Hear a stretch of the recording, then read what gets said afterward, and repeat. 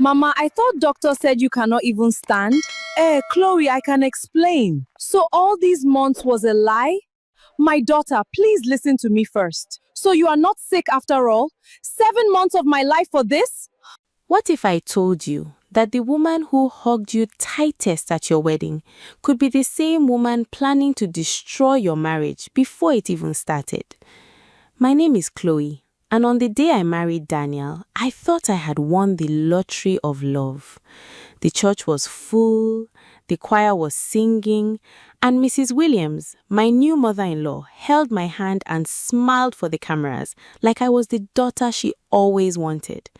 But that smile was a mask. Underneath it was a fire that had been burning since the day Daniel introduced me to his family. From the very first meeting, I felt it. The way Mrs. Williams looked at me from head to toe, like she was checking the price tag on a market woman's wrapper. She didn't like that I was from a poor family in Ajegule. She didn't like that I didn't speak through my nose like the big girls from Lekki she had hoped Daniel would marry. She wanted a daughter-in-law with a rich father, a fat bank account, and connections.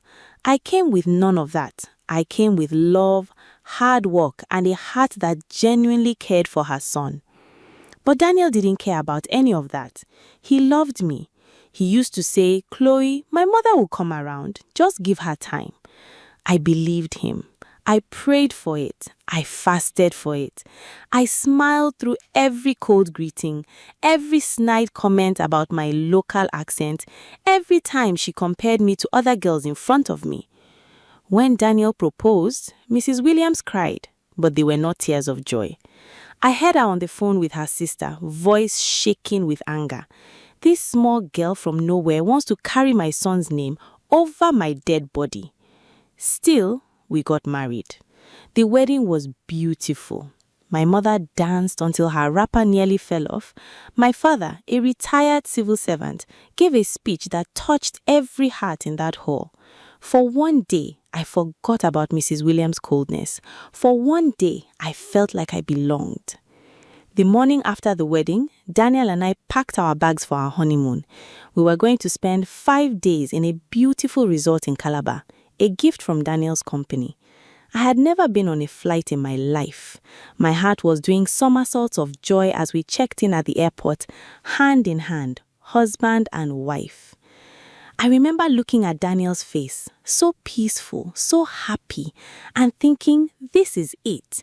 This is the beginning of our forever. I had no idea that forever was about to be interrupted by a phone call that would change everything. We boarded the flight, we landed in Calabar, we checked into our hotel room, a beautiful suite with a view of the river, rose petals on the bed, champagne on ice. I was still in my traveling clothes, taking pictures, laughing, feeling like a queen. Then Daniel's phone rang. I watched his face change in seconds. The smile disappeared. His hands started shaking. Mommy, what happened? Talk to me." My stomach dropped.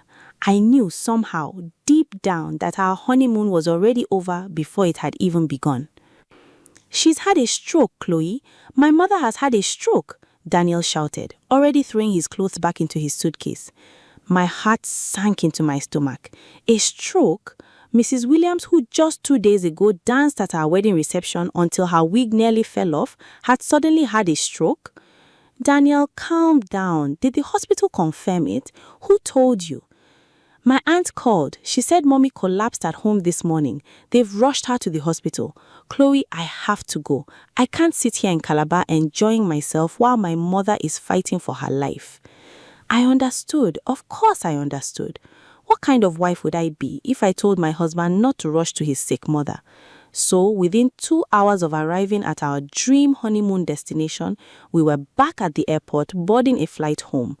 I left the rose petals, the champagne, the river view, everything behind. On the flight, Daniel held my hand tightly. "I'm sorry, Chloe. I know this isn't how you imagined our honeymoon. It's okay, my love. Family comes first. We can always travel again when your mother is better." I meant every word. I had no idea I was being played like a drum at a village festival. When we got to the hospital, Mrs. Williams was lying on the bed, eyes closed, an oxygen mask on her face, her hand limp. Daniel rushed to her side, tears in his eyes. "Mommy, Mommy, I'm here." Slowly her eyes opened. She reached for his hand. "My son, you came.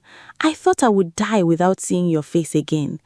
I stood at the door, watching this scene, my heart breaking for both of them. I prayed silently.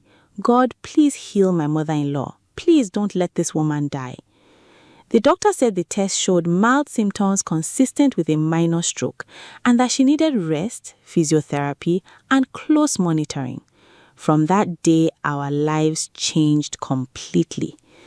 Daniel moved us into Mrs. Williams' house temporarily, a temporary that would last for 7 months. I gave up my small apartment. I gave up my job as a fashion designer's assistant because Mrs. Williams needed round-the-clock care, and Daniel insisted I was the only one he trusted to do it properly. So, there I was, a new bride, still smelling of wedding perfume, now waking up at 5 a.m. to prepare pap and akara for my sick mother-in-law. I bathed her. I massaged her arms and legs because the doctor said her left side was weak. I sat with her for hours, fanning her, reading her Bible passages, praying with her. Some nights, Mrs. Williams would groan in pain, clutching her chest, and I would run to get her medication, my heart pounding with fear that she might right there in my hands. I never complained, not once. I told myself, "Chloe, this is what marriage is. This is what love requires. You serve your husband's family and God will reward you." My own mother called me one evening worried. "Mama, my daughter, it's been months. You just got married. When are you and Daniel going to have your own life, your own home?" I can't abandon her now. She's sick. My mother went quiet for a moment and then said something I would never forget. "Just be careful, Chloe. Some sicknesses are louder than they are real." I laughed it off then. I thought my mother was just being suspicious, the way mothers sometimes are. I had no idea how right she was. 7 months. 7 long months of waking up before dawn, of massaging legs that supposedly couldn't move, of cooking 3 different meals a day because the sick woman's stomach is delicate. 7 months of watching my husband's eyes fill with worry every time he looked at his mother, while my own dreams gathered dust in a corner of that big house. I had stopped asking Daniel when we would get our own place. Every time I brought it up, his face would tighten. "Chloe, how can you be thinking about a new house when my mother is like this? Are you that selfish?" Selfish. That word cut me like a blade. Me, who had given up my job, my freedom, my honeymoon, selfish? But I swallowed it. I prayed about it. I told myself that this season would pass. One Thursday evening, Mrs. Williams told me she wanted to rest early and that I should go to the market to buy some special herbs her physiotherapist had recommended, something for her weak nerves. I went, bought the herbs, and on my way back, I decided to pass by Mama Ngozi's shop to buy some recharge card. That was when I heard the music. Loud, blaring high-life music coming from a compound just 2 streets away from ours. I recognized the song. It was one Mrs. Williams always sang along to in the sitting room, swaying her supposedly weak body slowly. Curiosity pulled me closer. I peeked through the gate, and what I saw made the bag of herbs slip from my hand and fall to the ground. There was Mrs. Williams, my sick, stroke-suffering, weak-side mother-in-law, dancing. Not just standing and shuffling, dancing, both hands in the air, waist moving, feet stomping, gele tied perfectly on her head, laughing with a group of women at what looked like a birthday party. I stood frozen. My mind couldn't process it. Was this a dream? Was I hallucinating from exhaustion? I watched her dance for almost 10 minutes. She moved both arms, the same left arm that supposedly couldn't lift a spoon without help. She bent down low, picked up a wrapper that fell, and stood back up without any support. She drank a full bottle of Maltina without anyone holding the cup for her. My hands were shaking. Something inside me, call it instinct, call it the Holy Spirit, call it pure rage, told me, Chloe, take out your phone, record this now. With trembling fingers, I brought out my phone and started recording. I captured everything. Her dancing, her laughing, her drinking, her moving freely like a woman who had never been sick a day in her life. As I recorded, flashes of the past 7 months ran through my mind like a movie. The honeymoon she destroyed, the job I lost, the nights I cried quietly in the bathroom from exhaustion while Daniel slept, oblivious. The way she would suddenly feel weak whenever Daniel mentioned taking me out or whenever my mother came to visit. It wasn't sickness, it was a performance, and I had been her loyal nurse for 7 months, playing a role in a play I never auditioned for. My phone buzzed. It was Daniel. Chloe, where are you? Mommy says she's feeling dizzy and needs you to massage her legs before bed. I looked down at my phone, at the video still recording, Mrs. Williams at that very moment laughing loudly and shouting, more wine, to someone off camera. I took a deep breath. For the first time in 7 months, I smiled. A real smile, the kind that comes from somewhere deep and dangerous. I'm coming, Daniel, I typed back. But first, I need to make a stop. I had no idea as I walked away from that party with evidence burning in my pocket that the next family meeting would change everything and that Mrs. Williams' days of pretending were finally over. If you've made it this far, you already know that some people will smile in your face while digging your grave behind your back. And I want you to stay with me because the way I handled this is something every woman dealing with a difficult in-law needs to hear. Please subscribe and turn on notifications because what happens next will shock you. That night, I didn't confront Mrs. Williams. I didn't even let my face show what I had seen. I went home, massaged her weak legs as usual, listened to her groan about her pains, and served her dinner with a smile so calm even I was surprised at myself. But inside, I was burning. I called my younger brother, Jaden, who works with computers and knows how to organize videos and photos properly. I sent him the video from that night. Then I started going back through old messages, old family group chats, old photos. I remembered something. About 2 months ago, Mrs. Williams' sister had posted photos on Facebook from a shopping trip to a big supermarket in Lekki, captioned, "Shopping spree with my sister." I had seen the photo then and thought nothing of it because Mrs. Williams had told us she was too weak to even sit in a car that same week. I went back and found that post. There she was in the photo, holding shopping bags in both hands, smiling widely, wearing the exact gold earrings I had helped her find the week before because she said her hands were too weak to search through her jewelry box. I found more. A video from a church Thanksgiving service 3 months prior where Mrs. Williams was in the choir, standing for almost the entire program, clapping with both hands, while at home that same week she had refused to let me leave her side because she said standing for even 1 minute made her see stars. Piece by piece, Jaden and I built a timeline. Dates, times, videos, photos, all showing a woman who was very much in good health, living her best life, while her son and daughter-in-law sacrificed everything believing she was dying. I didn't tell Daniel anything yet. I needed the right moment. I needed everyone, the whole family, to see it together so there would be no room for excuses, no room for maybe Chloe is exaggerating or maybe Chloe doesn't understand sickness. That moment came 2 weeks later. Mrs. Williams' birthday was coming, and true to her dramatic nature, she insisted on having a small family gathering before God calls her home. Her words, dripping with fake humility. Aunties, uncles, cousins, even Daniel's 2 sisters who lived abroad were coming. I smiled and helped plan the party. I cooked, I decorated, I even helped Mrs. Williams choose her outfit, a beautiful blue and gold Ankara set that ironically was almost identical to the one she wore dancing at that birthday party I had caught her at. The morning of the party, as I tied my own headscarf in the mirror, my hands were steady. My heart was calm. For the first time in months, I felt powerful. Not angry, not bitter, just ready. Daniel walked in, kissed my cheek. "You look beautiful, my love.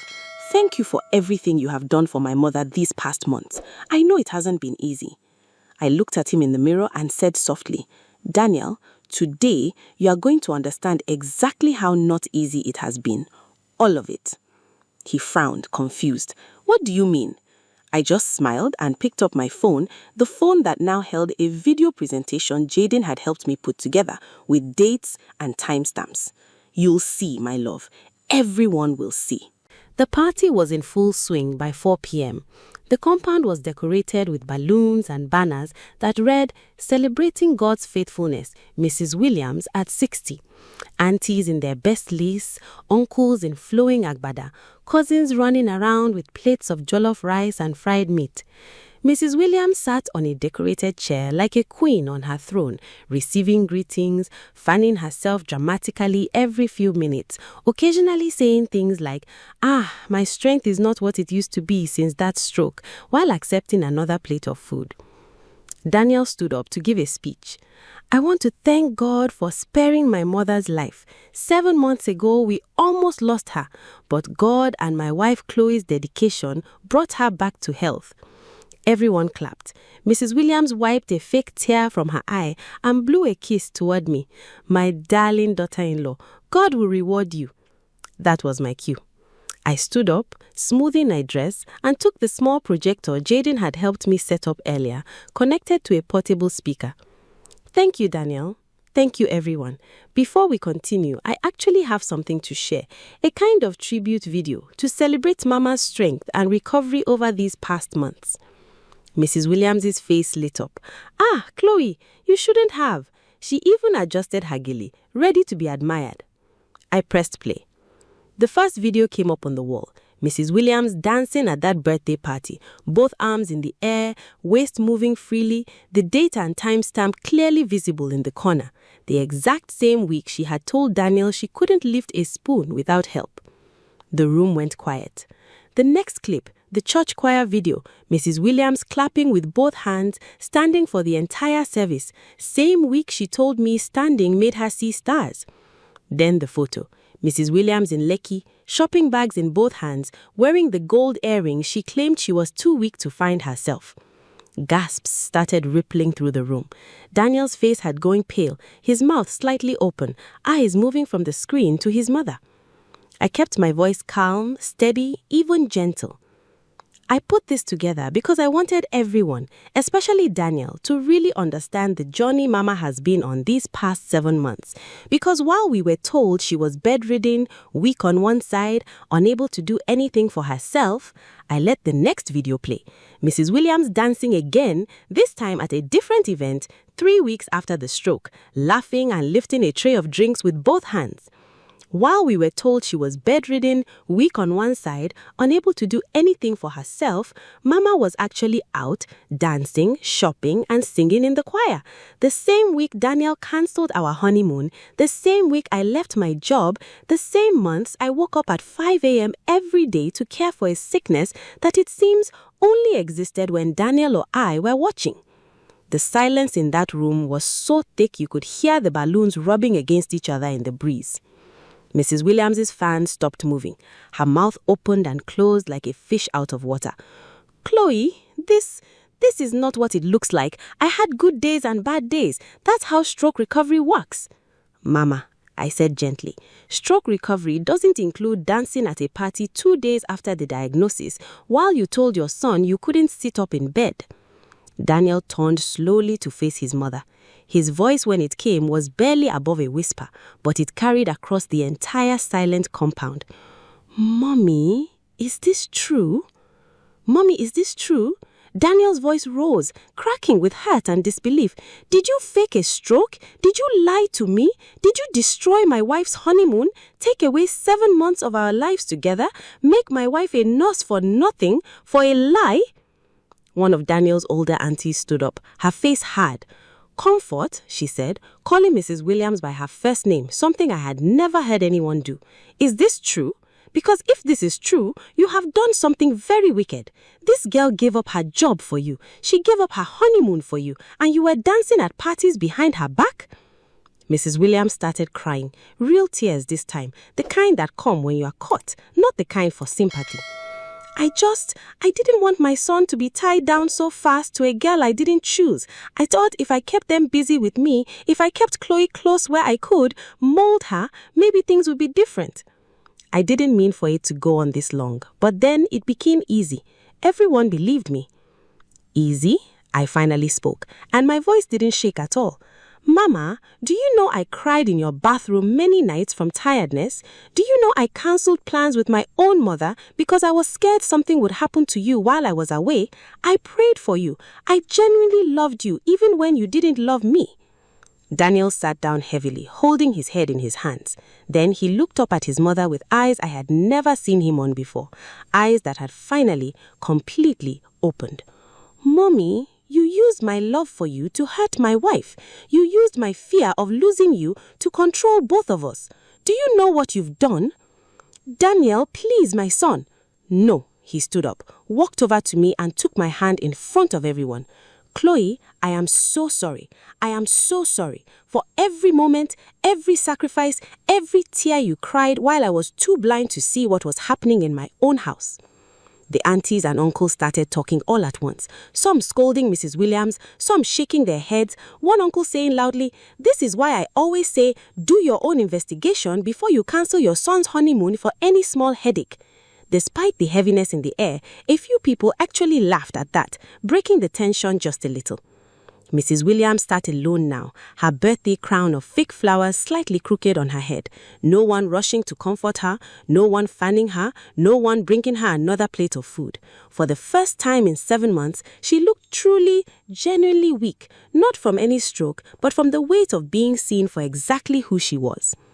3 weeks later, Daniel and I moved into our own apartment, a small, simple 2-bedroom flat in Surulere. Nothing fancy, but it was ours. The first night there, we sat on the floor because the furniture hadn't arrived yet, eating amala and ewedu from takeaway packs, and Daniel held my face in his hands. "This is our real beginning, Chloe. No more interruptions, no more games, just us." I smiled, and for the first time since that day at the airport when his phone rang, I felt truly, completely happy. Mrs. Williams eventually apologized, a real apology, months later, after much prayer and family counseling. We're civil now, not perfect, but civil, and every time she visits, I make sure to ask, with the sweetest smile, "Mama, how is your strength these days? Strong enough to dance?" She never answers that one.